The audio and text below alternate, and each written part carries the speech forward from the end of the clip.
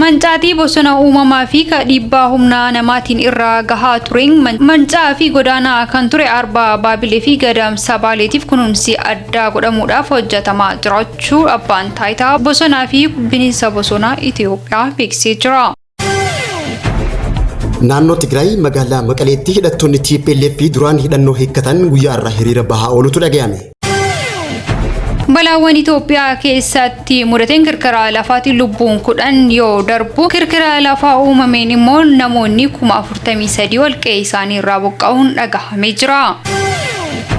Baankiin addunyaa gabaasa baaseen bara 2025tti baay'inni uummata hiyyoomanii dhibbanta.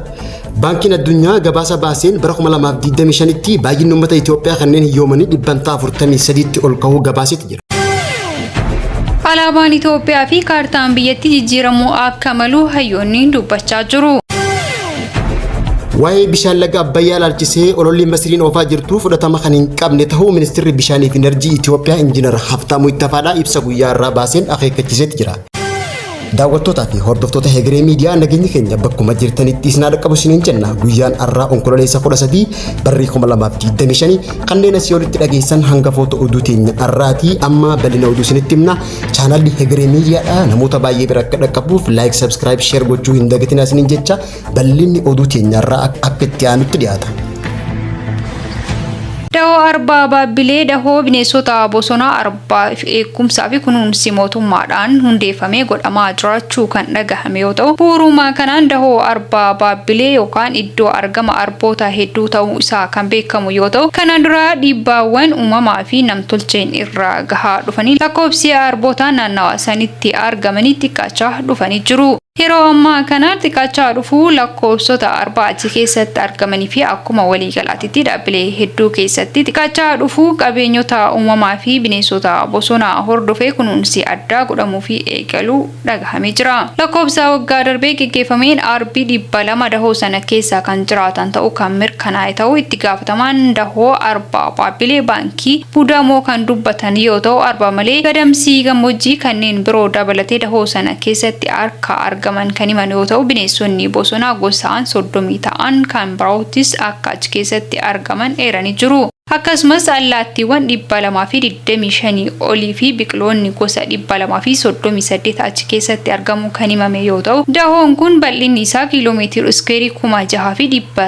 6,982 akka qabutu himamaa fi iddoo kana keessa horsiisaa kanniisaa horsiisaa lukkuu damee guddisaa loonii waldaalee 9 gurmaahanii dargaggoonni hedduunis carraa hojii bal'aa argatanii achi keessatti hojjechaa jiraachuu kan himame yoo ta'u gama biraatiin nageenya dahoo sana eeguudhaaf hojjetamaa jiraachuu kanaan dura turanis furuudhaaf qindoominaan hojjetamaa jiraachuu eeramee jira. Haaluma wal fakkaatuun iddoo argama bineensota Itoophiyaa qofa keessatti argamanii kan ta'e paarkiin gaarreen Baalee bineensonni achi keessatti argaman hedduun isaanii adamoowwan namoota dhuunfaatii fi turistootaan irratti raawwatamanii miidhaan irra gahaa jiraachuu fi lakkoofsi bineensota achi keessatti argamanii xiqqaachaa kan dhufan yoo ta'u bara kanarraa eegalee abbaan kunuunsaa bosonaa fi qabeenya uumamaa bineensota achi keessatti argamanii fi bosonaaf kunuunsa akka godhu kan ifoomsee jira. Gara fuulduraatti adamoo seeraan alaa akka hin jiraannee fi dahoo kanarra miidhaan akka hin qaqqabneef jiraattonnii fi hooggantoonni naannichaa waliin qindoominaan hojjechuudhaafis qophii ta'uu isaanii himanii jiru.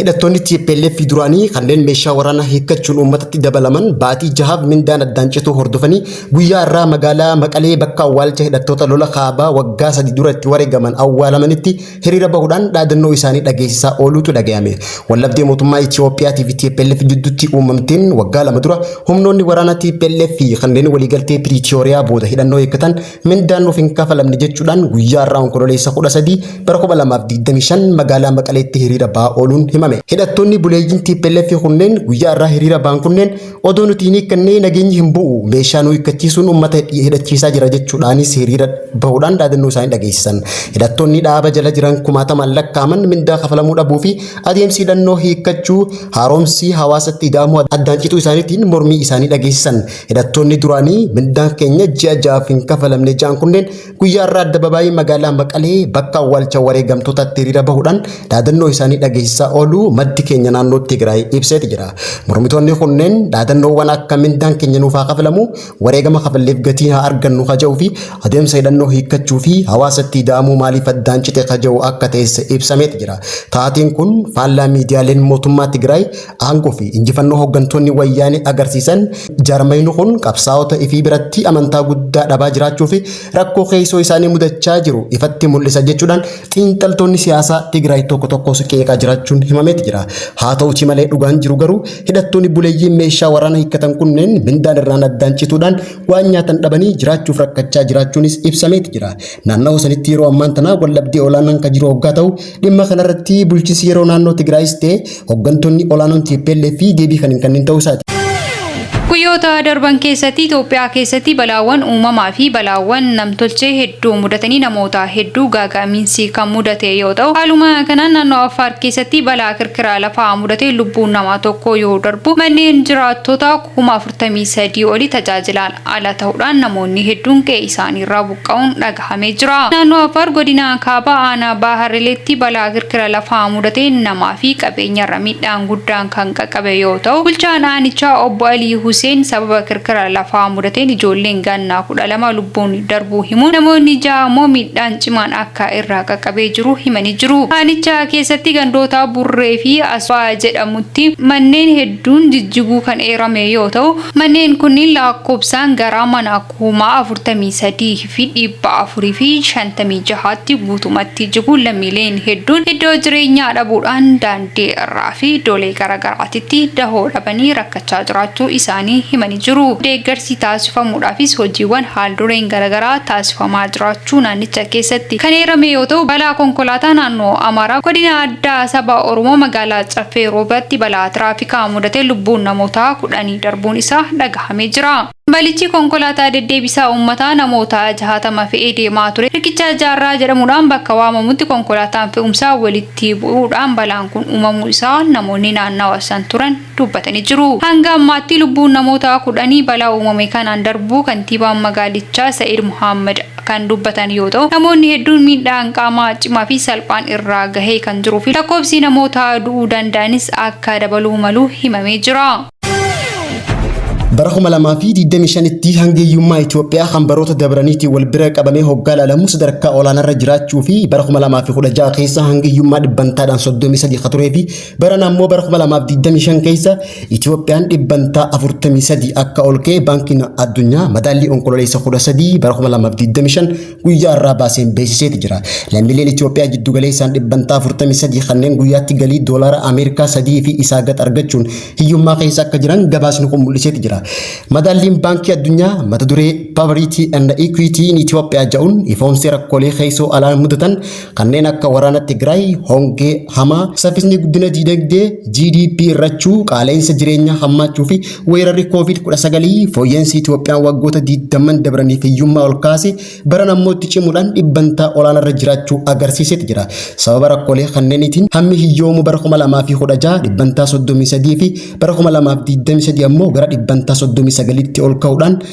bara 2025 dhibbantaa 4 dabaluudhaan dhibbantaa 43 seenuu gabaasni baankii addunyaa kun ifoomseeti jira. Itoophiyaan qaala'insa jireenyaa hammaachaa dhufuun irra caalatti jiraattota magaalaa haalaan kamiidhee fi jiraattonni baadiyyaa ammoo harki guddaan gabaarratti hirmaannaa daangee waan taasisaniif qaala'insi gatii nyaataa akka irraa fayyadaman kan hin taasifne ta'uu hubachiiseeti jira. Kana malees hawaasni baadiyyaa qonnaan ala carraawwan biraa argachuuf kan daangeeffaman ta'uu gabaasni baankii addunyaa kun mul'iseeti jira. Bara 2021 keessa baadiyyatti geessonni dhibbantaa 85 barnoota sadarkaa jalqabaa kan hin xumuriin hoggaa ta'u manneen baadiyyaa harki caalu yoo xiqqaate daa'imman sababa rakkootiin guddina dhaaban jiraachuu gabaasni kun addeesseeti jira. Kana malees harki 25 ammoo daa'imman garmalee qancaran baadiyyatti baay'achuu ibseeti jira.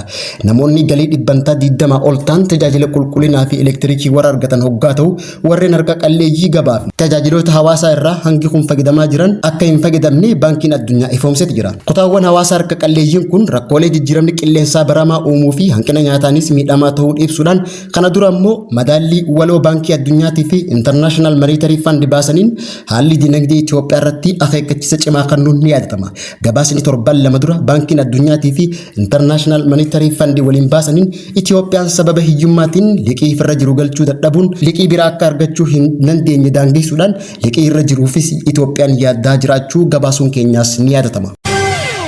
Guyyaan alaabaa Itoophiyaa marsaa 18ffaa kabajamaa kan oole yoo ta'u guyyaa har'aa kana yaada marii biyyaalessaa irratti uummanni kennatanii alaabaan biyyattii akka jijjiiramuuf gaafachuu isaanii kan yaadatamu yoo ta'u gama biraatiin gaafiin Itoophiyaa deebii argate yoo ulaa galaanaa Asab biyyattiin deebistee kan argatu yoo ta'e akkasumas uummanni Affaar yaada Itoophiyaatti makamuu qabanii hojii irra oolee kan jedhu yoo ta'u alaabaan biyyattii fi kaartaan biyyattii jijjiiramuu malaa yaadni jedhu dhiyaachaa jira. Yaaduma wal fakkaatuun dhiheenya kana Ministeerri geejjibaa fi loojistikii biyyattii lakkoofsa gabatee konkolaataa akka jijjiiramu yeroo ifoomsanitti alaabaan biyyattii yeroo ammaa gabaticha irraa osoo hin galin hafuu himuun kunis qubee A3 qubee duraa ET jedhamuudhaan durfamuu fi lakkoofsa addaa qabaachuu kan himan yoo ta'u alaabaan biyyattii lakkoofsa gabatee kanarraa kan hin galles alaabaan biyyattii yaada uummataa giddu galeessaa godhatee halluu fi alaabichi jijjiiramuu malaa yaada jedhu irratti hundaa'ee akka ta'e Ministeerri geejjibaa fi loojistikii obbo Alamuu Simee dubbachuun isaanis kan yaadatamudha.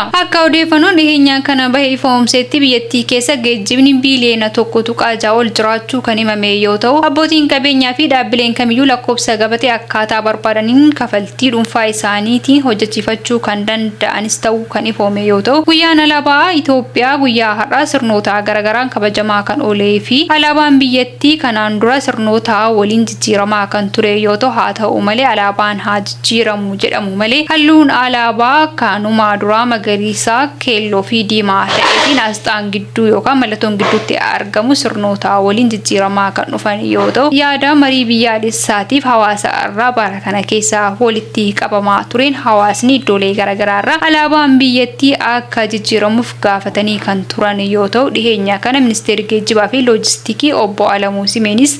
yaaduma kana bu'uura godhachuudhaan alaabaan biyyattii gabatee taargaa konkolaataa biyyattii irraa akka hin galles ifoomsanii jiru. Masriin biyyoonni Afrikaa biroo fayyadamtoota bishaaniitii fi anniisaa akka argatan hin barbaadu jettu Itoophiyaan dhiyeenya walgahii ta'an irratti Masriin agarsiisa paanaalii aduutti ol dhukkaasan agarsiisni sun dogoggora ta'uu fi agarsiisa yeroon irra dabre jechuudhaan agarsiisni isaanii olola weerara bishaan laga Abbaay irratti oofan jechuudhaan agarsiisa Masrii kana Itoophiyaan guyyaa har'aa ibsa baafteen balaaleffattee jirti. Laga Abbayyaa haqaa fi qixaayyoo fayyadamne qofa mirgi biyyoota laga Abbaay seeraan kabajama yeroo san tokkummaan dhugaa dhufa kaja'u ibsi ministeera bishaanii fi enerjii Itoophiyaa guyyaa irraa onkololeessa 13 bara 2025 baase kun abbaan biyyummaa bishaanii Itoophiyaan dhibbantaa 85 taatee osoo jirtu fedhii bishaan guutuutii fi hidha haaromsaa dhiibbaa yookaan balaan kamuu yoo dhufe Itoophiyaan itti fayyadamuu hin dhiiftu mirga guutuu qabdi kaja'u ibsi ministeerichaa kun